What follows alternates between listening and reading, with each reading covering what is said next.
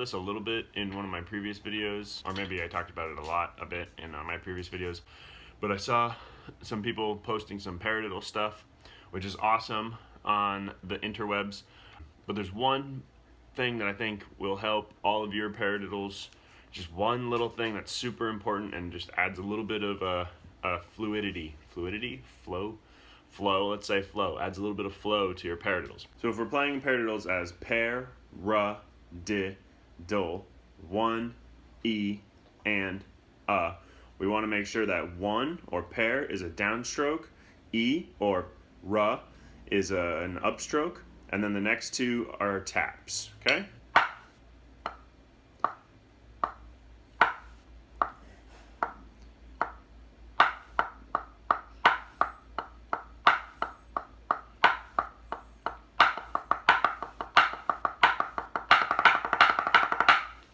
That upstroke E is omitted by a lot of students, especially at the slower tempos when they're working on paradiddles.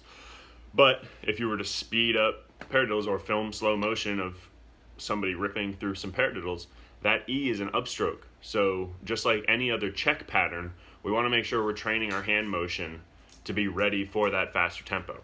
So something to think about when you guys are practicing your paradiddles a little bit slower or you're breaking them down.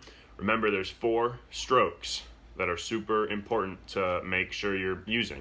And that's down, up, tap, tap.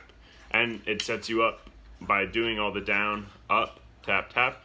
Now that left hand's up and ready for the next paradiddle. So it allows you to get the flow.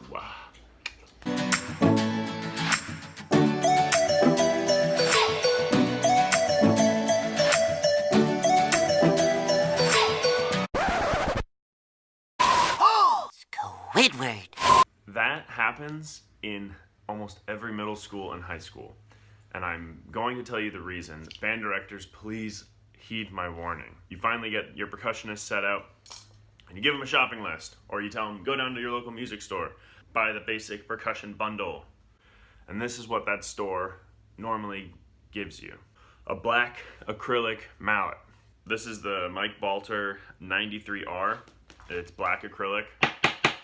And this one is one of my Glock mallets that I use. And this is a great Glock mallet. However, this will destroy a xylophone. And for some reason, this is all young middle schoolers get.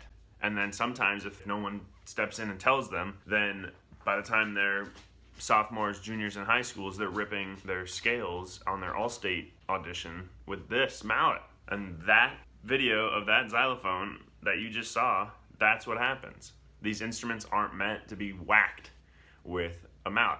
The rule of thumb for you band directors out there, don't hit an instrument with a mallet that is harder than the instrument. So if you have a Glock, it's made of metal, you can hit it with most things and everything will be fine. For your xylophone, especially if you have a nice wooden xylophone, a lot don't exist anymore, but they are still out there, like the one I just showed you. That was a pretty new majestic xylophone, and I guarantee you it had been whacked a million times with this. And and of course 7th graders, 6th graders, they don't have the best touch, so they're using like all the momentum and arm that they can, right? So what you do want to do is make sure that your students go and get some nice general xylophone mallets. This is the Innovative Percussion James Ross IP 902. That's what I like to use on for my general xylophone mallets. And then I also have the what's the number? 905, the slightly harder ones. Every company has their version of these. Balter Blues, those are really common. It's basically the same as this, but they're blue instead of red. If you can't tell, I like red things. That's probably why I went with this. I also really like the guys at Innovative Percussion. But for your all-purpose bell and xylophone mallet, I would go with the Browns. If you're shopping Innovative, it's IP 905. If you're shopping some other company, I don't know. Maybe I'll put it in the description below. These are nice and hard, so for a middle schooler, they can play all of their bell parts with this mallet. And then if they have a xylophone part, this xylophone mallet is not so hard that it's going to crack xylophone. Band directors out there, middle school parents out there, bell mallet that will destroy your xylophone, general xylophone mallet that probably won't sound very good on a bell or glockenspiel, hard xylophone mallet that will sound pretty good on the bells as well, and it will not destroy your xylophone. Once you're in high school, you percussionists out there, you should have all three of these. But when you're in 7th grade, you only need this one. Not only this one.